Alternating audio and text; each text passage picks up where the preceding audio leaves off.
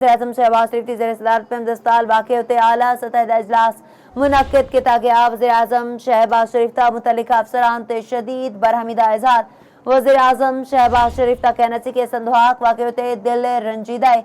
वज़ीर आज़म ने आला सतह तहकीकात लिए इंक्वायरी कमेटी तश्कील दे दी थी। साबिक सेक्रेटरी दाखिला शाहिद खान भी मौजूद। दीगर मेंबर्स विच secretary establishment doctor barrister Nabeel Ehwan भी शामिल। वज़ीर आज़म शहबाज शरीफ का कहना सी इस संदोहाक वाक़े उत्ते दिल रंजीदा है। वालदैन दे दुख विच बराबर दे शरीका वाक़े दी आला सतह तहकीकात लई कायम इंक्वायरी कमेटी ने काम शुरू कर दिता है। मज़ीद सवाल की तफसीलात ने जाने जैगम नकवी नुमाइंदा इस्लामाबाद तो जी जैगम नकवी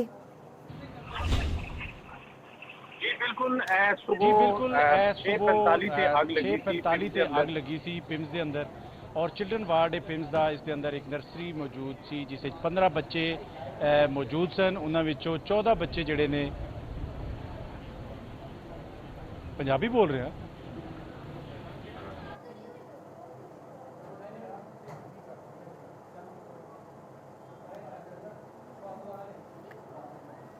जैकम नकवी ये दसो कि इस आने तो बाद वालदैन ने की मौकफ दिता है तो कोई डॉक्टर मौजूद नहीं सी। इस अस्पताल इंतजामिया ने डॉक्टर की गैर मौजूदी जस्टिफाई करने लई की वजाहत दी है।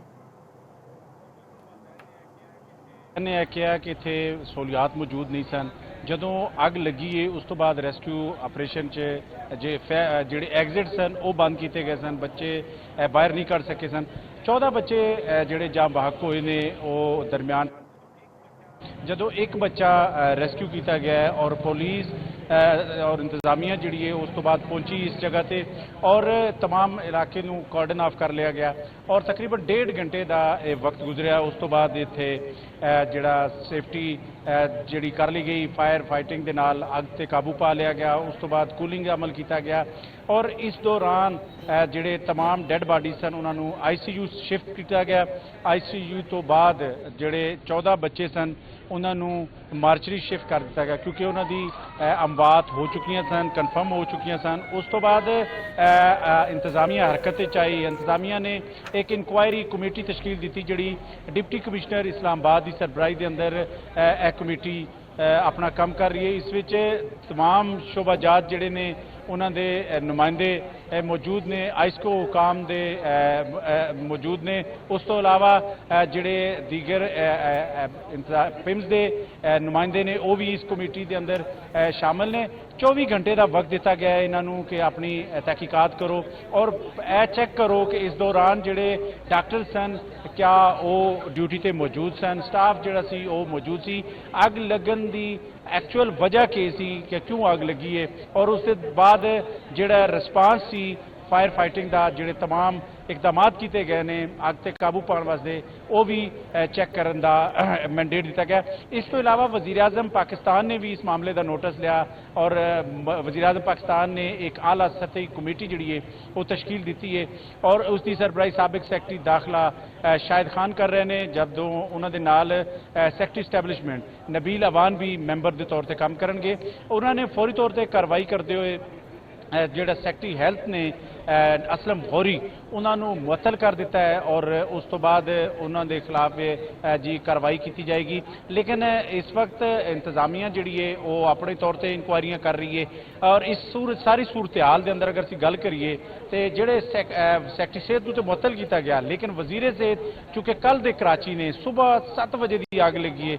7 बजे तो लैके कराची दियाँ काफ़ी फ्लाइट्स होनियां ने जिहड़ियां इस्लामाबाद आ रही होनियां ने लेकिन हुण मालूम होया है कि 3 बजे वजीर साहब जिहड़े ने वो कराची तो इस्लामाबाद पहुँच रहे हैं और सीधा कह रहे हैं कि जनाब वो इत्थे पिम्स आएंगे और जिहड़े नर्सरी के अंदर अग लगी इस वाक़े के हवाले नाल इत्थे ब्रीफिंग लैणगे।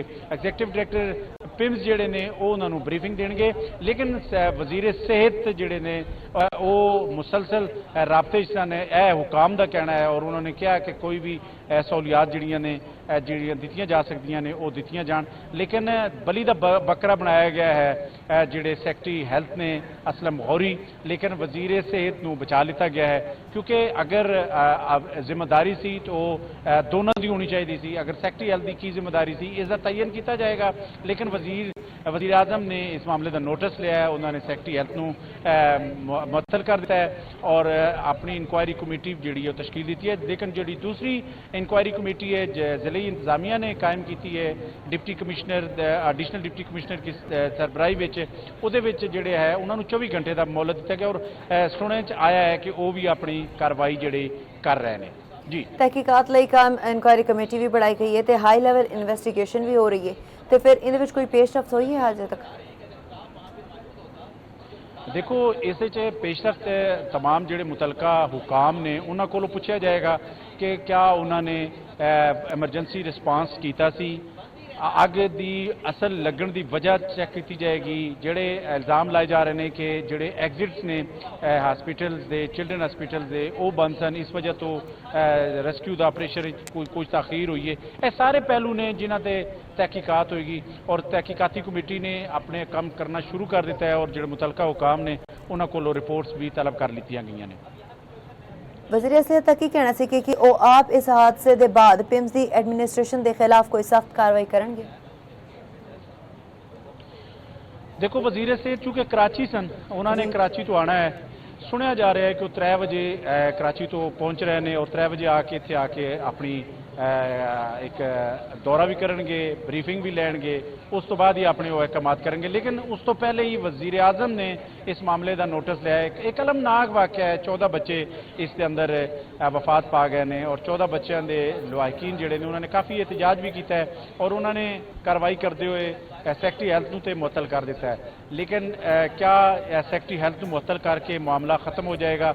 जिम्मेदारों का तयन जरूर होना चाहिए है, क्योंकि देखो जिन्ने भी बच्चे सन वो नौमौलूद बच्चे सन, किसी की उम्र 1 दिन सी, किसी की उम्र 3 हफ्ते सी, किसी की 4 हफ्ते सी, क्योंकि इनक्यूबेटर्स के अंदर बच्चे रखे गए सन, उन्होंने मसनूई ऑक्सीजन दी जा रही थी ताकि उन्होंने जिंदगी बचाई जा सके। लेकिन यह जालम अग जी है वो पई है और उन्होंने बच्चों जी मौत के कुएं में धकेल गई है। जी ये जो इंकशाफात हो रहे हैं कि एग्जिट भी बंद सी, अलार्म सिस्टम भी काम नहीं कर रहा सी, पुराने सिलेंडर भी सन उत्थे मौजूद सन, तो दूसरा फायर ड्रिल भी मशक भी नहीं कराई जा रही सी। इन्हें इंकशाफात के बारे की कहोगे कि ये अस्पताल की समझ लो कि उन्होंने नहीं कि उन्होंने नाअहली है कि उन्होंने वजह तो 14 बच्चे जोड़े जामबाग हुए हैं?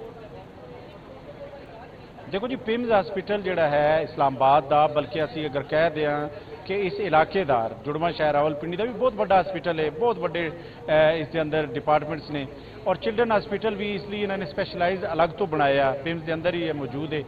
इन्ने वड्डे हॉस्पिटल फायर के अग बुझाण के हालात जोड़े ने वो काम नहीं सन करते शायद, क्योंकि अग की चिंगारी पहले चलती है, चिंगारी चलती और अगर वो उस पर फौरी तौर पर काबू पा लिया जाता तो इतना बड़ा सानिया ना होंदा। और इस तो इलावा अगर गल करो कि जी ड्रिल की कि कोई भी जोड़े वड्डे इदारे होंदे ने वो सब तो पहले अपने फायर सेफ्टी की ड्रिल करवाते हैं, मशक करवाते हैं, ताकि वो कोई भी अगर इस तरह का वाक़या हो जाए अपने स्टाफ नू और डॉक्टर्स नू और इस तो इलावा जोड़े अपने मरीज़ ने उन्होंने भी दस्या जाता कि अगर अग लग जाए तो तुसी किहड़े रस्ते तो नसोगे, किहड़े रस्ते तो तुसी अपने आप को बचा सकते हो। लेकिन ड्रिल जी काफ़ी अरसे तो हो नहीं सकी और फायर एग्जिट जोड़े ने वो भी बंद सन और यह एक तमाम जोड़े पहलू ने जी इंक्वायरी कमेटी तश्कील दी गई है, यह इंक्वायरी कमेटी इन्होंने पहलुओं उत्ते जायजा लेगी और हतमी सिफारिशात जड़ियां ने पेश करेगी। जी जब कानून कहता है कि हर 6 महीने बाद फायर ड्रिल होनी चाहिए, तो फिर पिम्स इंतजामिया ने इन्ने साल तो ड्रिल एक भी ड्रिल क्यों नहीं कराई? देखो पिम्स इंतजामिया ने ड्रिल भी नहीं करवाई और इन्हों को अपने फायर सेफ्टी अपने इक्विपमेंट्स जोड़े ने वो भी मौजूद नहीं सन, क्योंकि इसके अंदर जो ही अग लगी है उस तो बाद तमाम जोड़े इंतजामात ने जोड़े CDA की फायर ब्रिगेड का अमला है वो वक्त पहुंचा है, उन्होंने अपनी कार्रवाई की है। उस तो बाद दूजे जोड़े मामलात ने वो तमाम जोड़े रेस्क्यू इदारे सन उन्होंने भी वक्त उत्ते पहुंचने की कोशिश की है और उन्होंने पहुंच के अपने कोशिश की है कि आग बुझाई जाए। लेकिन ਜਿਹੜਾ ਮਾਮਲਾ ਅਗਰ ਫਾਇਰ ਸੇਫਟੀ ਅਲਾਰਮ ਦੇ ਬਾਰੇ ਕੀਤਾ ਜਾਏ, ਇਹਨਾਂ ਕੋਲ ਅਲਾਰਮ ਮੌਜੂਦ ਹੀ ਨਹੀਂ ਸਨ ਔਰ ਫਾਇਰ ਸੇਫਟੀ ਅਲਾਰਮ ਅਗਰ ਮੌਜੂਦ ਹੁੰਦੇ ਤੇ ਇਹਨਾਂ ਨੇ ਲਾਜ਼ਮੀ ਗੱਲ ਹੈ ਉਹ ਫੌਰੀ ਤੌਰ ਤੇ ਇਹਨਾਂ ਦੀ ਅੱਗ ਬੁਝਾਈ ਜਾ ਸਕਦੀ ਸੀ ਔਰ ਮਾਸੂਮ ਬੱਚਿਆਂ ਦੀ ਜਾਨਾਂ ਵੀ ਬਚਾਈਆਂ ਜਾ ਸਕਦੀਆਂ। 14 ਬੱਚੇ ਨੇ ਜਿਹੜੇ ਆਪਣੀ ਜ਼ਿੰਦਗੀ ਇਸ ਵਿੱਚ ਗਵਾ ਚੁੱਕੇ ਨੇ, ਚੁੱਕੇ ਇਹਨਾਂ ਦੀ ਜਿਹੜੀ तमाम ਇਕਵਿਪਮੈਂਟ ਸਨ ਉਹ ਆਪਣੇ ਮੌਜੂਦ ਹੋਣਾ ਨਾ ਹੋਣਾ ਇਹ ਸਾਰਾ ਇਨਕੁਆਇਰੀ ਕਮੇਟੀ ਦੇ ਅੰਦਰ ਸਾਹਮਣੇ ਆਏਗਾ। ਲੇਕਿਨ ਤਾਲੇ ਲੱਗੇ ਸਨ, ਤਾਲੇ ਲੱਗਣ ਦਾ ਇੰਤਜ਼ਾਮੀਆ ਇਹ ਮੌਕਫ ਦਿੰਦੀ ਹੈ ਕਿ ਜਨਾਬ ਇੱਥੇ ਬੱਚੇ ਚੋਰੀ ਹੁੰਦੇ ਨੇ, ਬੱਚੀ ਚੋਰੀ ਹੋਣ ਦੀ ਵਜ੍ਹਾ ਤੋਂ ਉਹਨਾਂ ਨੇ ਲਾਕ ਕੀਤਾ ਹੁੰਦਾ ਸੀ ਔਰ ਕਿਸੇ ਨੂੰ ਵੀ ਅੰਦਰ ਜਾਣ ਦੀ ਇਜਾਜ਼ਤ ਨਹੀਂ ਸੀ ਔਰ ਵਾਲਦੈਨ ਜਿਹੜੇ ਲਵਾਹਿਕੀਨ ਸਨ ਉਹਨਾਂ ਨੂੰ ਵੀ ਇੱਕ ਮਖਸੂਸ ਵਕਤ ਉੱਤੇ ਮਿਲਣ ਦੀ ਇਜਾਜ਼ਤ ਹੁੰਦੀ ਸੀ। ਜੀ ਅੱਛਾ ਜ਼ੈਕਮ ਨਕਵੀ, ਤੁਹਾਨੂੰ ਕੀ ਲੱਗਦਾ ਹੈ ਕਿ ਨਿੱਜੀ ਹਸਪਤਾਲ ਵਿੱਚ ਇੱਕ ਨਰਸ ਦੀ ਗਫਲਤ ਉੱਤੇ ਲਾਇਸੈਂਸ ਕੈਂਸਲ ਹੋ ਸਕਦਾ ਹੁੰਦਾ ਤੇ ਫਿਰ ਪਿੰਡ ਵਿੱਚ 14 ਮੌਤਾਂ ਉੱਤੇ ਕੀ ਸਜ਼ਾ ਹੋਣੀ ਚਾਹੀਦੀ ਹੈ? ਦੇਖੋ, ਇਹ ਸਜ਼ਾ ਦਾ ਤਯਨ ਤੇ ਕਮੇਟੀ ਕਰੇਗੀ ਜਾਂ ਜਿਹੜੇ ਤੁਹਾਡੇ ਇਦਾਰੇ ਨੇ ਉਹ ਕਰਨਗੇ, ਲੇਕਿਨ ਇੱਕ ਜਾਨ ਇੱਕ ਵੀ ਜਿਹੜੀ ਹੈ ਉਹ ਬਹੁਤ ਜ਼ਿਆਦਾ ਕੀਮਤੀ ਹੁੰਦੀ ਹੈ। ਇਹ 14 ਬੱਚੇ ਨੇ, 14 ਮਾਸੂਮ ਨੇ ਔਰ ਉਹਨਾਂ ਵਿੱਚ ਇੱਕ ਫੈਮਿਲੀ ਦੇ ਤੇ ਜੁੜਵਾਂ ਬੱਚੇ ਨੇ ਔਰ ਜੁੜਵਾਂ ਬੱਚੇ ਵੀ ਇਸ ਵਿੱਚ ਜਾਂ ਬਹਕ ਹੋ ਗਏ ਨੇ। ਹੁਣ ਇਸ ਦੀ ਸਜ਼ਾ ਦਾ ਤਯਨ ਕਿੰਨੀ ਸਜ਼ਾ ਮਿਲੇਗੀ ਇਸ ਦਾ ਹਵਾਲੇ ਨਾਲ ਕਮੇਟੀ ਜਿਹੜੀ ਸਿਫਾਰਸ਼ਾਤ ਕਰੇਗੀ, ਫਿਰ ਉਸ ਦੇ ਉੱਤੇ ਅਮਲ ਦਰਾਮਦ ਹੋਣਾ, ਉਸ ਤੇ ਅਮਲ ਦਰਾਮਦ ਰੋਕਣਾ, ਇਹ ਫਿਰ ਆਈਨੀ ਅਦਾਲਤਾਂ ਮੌਜੂਦ ਨੇ ਉਹ ਫੈਸਲਾ ਕਰਨਗੀਆਂ ਕਿ ਜਨਾਬ ਇਹਨਾਂ ਦੇ ਉੱਤੇ ਕੀ ਸਜ਼ਾ ਹੋ ਸਕਦੀ ਹੈ, ਇਹਨਾਂ ਨੂੰ ਕੀ ਸਜ਼ਾ ਮਿਲਣੀ ਚਾਹੀਦੀ। ਜੀ ਅੱਛਾ ਜ਼ੈਕਮ ਨਕਵੀ, ਜ਼ਰਾ ਇਹ ਦੱਸਣਾ ਹੈ ਕਿ 9 ਜਿਹੜੇ ਲਾਸ਼ਾਂ ਨੇ, ਮਹਿਤਾਂ ਨੇ ਬੱਚਿਆਂ ਦੇ, ਉਹ ਉਹਨਾਂ ਦੇ ਲਵਾਹਿਕੀਨ ਦੇ ਹਵਾਲੇ ਕਰ ਦਿੱਤੀਆਂ ਗਈਆਂ ਨੇ। ਜਿਹੜੇ 5 ਬੱਚੇ ਪਿੱਛੇ ਰਹਿ ਗਏ ਨੇ ਉਹਨਾਂ ਨੂੰ ਕਦ ਉਹਨਾਂ ਦੇ ਹਵਾਲੇ ਕਰਨਾ ਹੈ ਜਾਂ ਫਿਰ ਉਹਨਾਂ ਦੇ ਲਾਸ਼ਾਂ ਹੀ ਨਹੀਂ ਮਿਲੀਆਂ, ਇਹਦੇ ਬਾਰੇ ਕੀ ਕਹੋਗੇ?